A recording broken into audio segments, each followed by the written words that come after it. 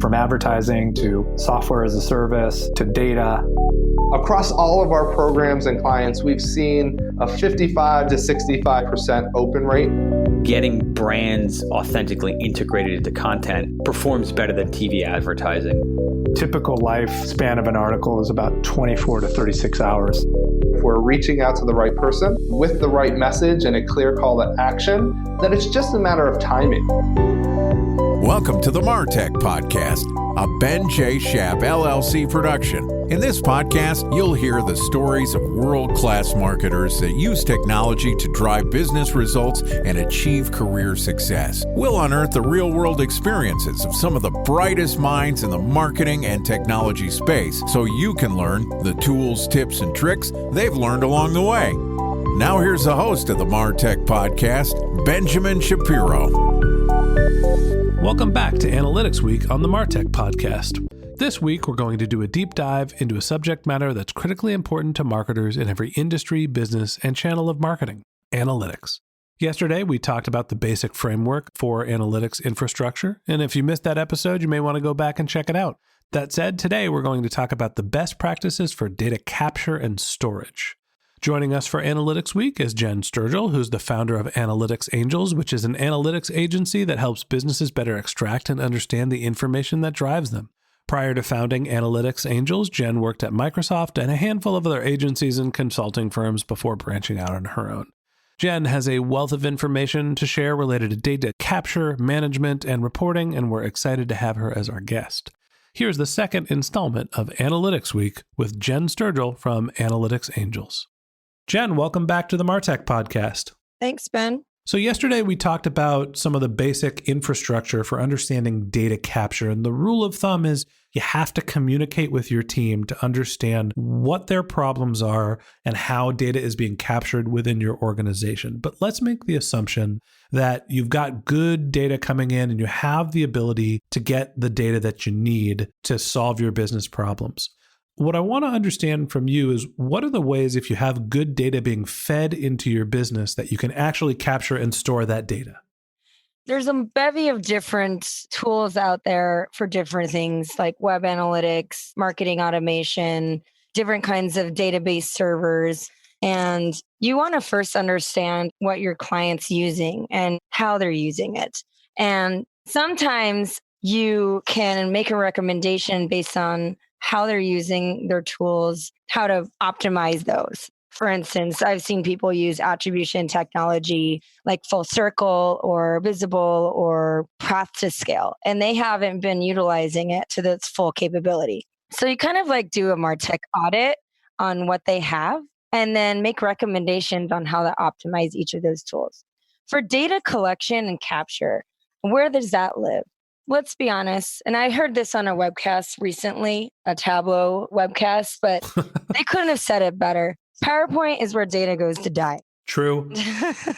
And then they said something about the data death march, putting everything in Excel. I recently just got done with the client and they had all of their reporting in Excel. And this is like a major telecom company. And the thing took 15 minutes to open. And for an analyst, that's a freaking nightmare. It's really hard to get anything done and get any kind of insights out of something that takes 15 minutes to open every single time. Because think about that. Now you're trying to do pivot tables and it doesn't work. So to be more efficient, I always suggest that you need to have some kind of data warehouse.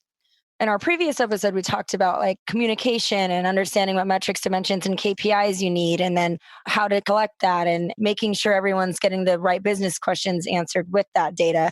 And now we're talking about where does it go? Well, I would suggest that it goes in a database. And whether that is if you have a CRM like a Salesforce database and you're pulling from Facebook and you're pulling from Google with their APIs into this database, you have to think about, well, that's not necessarily the marketing database. What kind of custom dimensions do we need? How do we need to treat the data? Like, are we actually getting the KPIs or do we have to make some measured calculations from within the database using SQL? There's a whole data treatment process that people don't really think of or know about when you're trying to do reporting and get people insights across the different functional teams.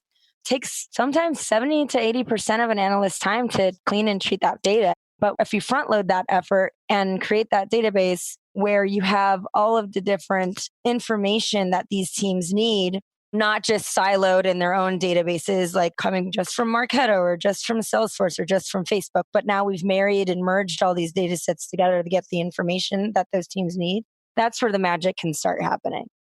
So I understand the notion of wanting to have a centralized home for all of a company's data and to being able to merge that all into one beautiful, clean table so everything is correlated, and it sounds utopian. When I hear that, in my head, alarm bells go off that says cost is rising, we're buying servers, we're buying storage space, when all that data is likely held in multiple different sources. I think about my business, obviously a lot smaller than some of the enterprise level companies that you're working with, but I have my Facebook data, I have my web conversion data, I don't have a database. Why is it so important to have that centralized hub? And what are the ways to mitigate the cost? So there's different kinds of tools you can use. A lot of the servers actually, like Azure and AWS, they have lighter versions of the database options that are free. And you can start there just to kind of get some momentum going and foster some belief in what you're doing at your organization with your leadership. So you can start with a couple campaigns and just do it that way with a lighter version of Redshift or a lighter version of SQL Server.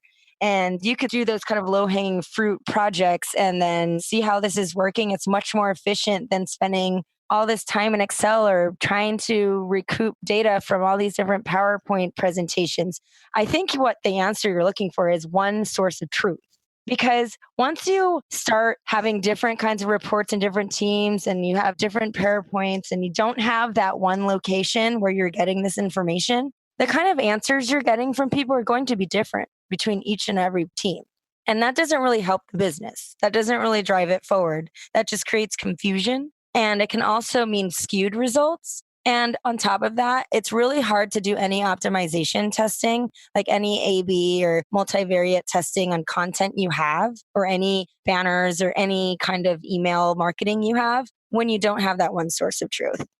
So I understand the need for having that universal source of truth. And it sounds like there's ways maybe that I don't normally think of mitigating your cost. How about actually feeding the data in? What are the rules of thumb for collecting your data, feeding your data from Facebook and all the other marketing channels that you mentioned? Is there API management or any secret sauce there? A lot of the most common marketing channel and display networks, they have APIs already, like Facebook Graph. Google has an API, Google Query. All the paid social networks have it, like Taboola has it for ABM. You can utilize these APIs and talk to your IT to get the tokens to just pass the data through to your database. And that way you're not doing some kind of custom build API. I know for some of them have some custom ones you do have to build. And I think last time I worked with the IT team was on Bing Ads data, and that took them about 3 weeks to do. But most of these major players already have APIs where you can feed the data straight into your server. And then once it's in there, you can transform the data. Okay. And that wraps up this episode of the MarTech Podcast. Thanks to Jenn Sturgill from Analytics Angels for joining us. If you'd like more of Jen's tips to building great reporting, we're going to publish an episode every day this week. So hit the subscribe button in your podcast app and check back with us tomorrow morning when we'll be discussing how you can maintain data cleanliness. If you can't wait until our next episode and you'd like to learn more about Jenn and her business, go to analyticsangels.com. If you're a subscriber to the MarTech Podcast, thank you for being a member of our community. If you have questions, comments, or if you'd like to be a guest on the show, feel free to click the Contact Us link in our show notes or reach out on Twitter or LinkedIn. Company handle is Ben J. Shap LLC, and my personal handle is Ben J. Shap. That's BenJShap. If you haven't subscribed yet and you want a weekly stream of marketing and technology knowledge in your podcast feed, in addition to the rest of Analytics Week, we've got some great episodes lined up over the next few weeks. So hit the subscribe button in your podcast app and we'll be back in your feed tomorrow morning. Okay, that's it for today, but until next time, my advice is to just focus on keeping your customers happy.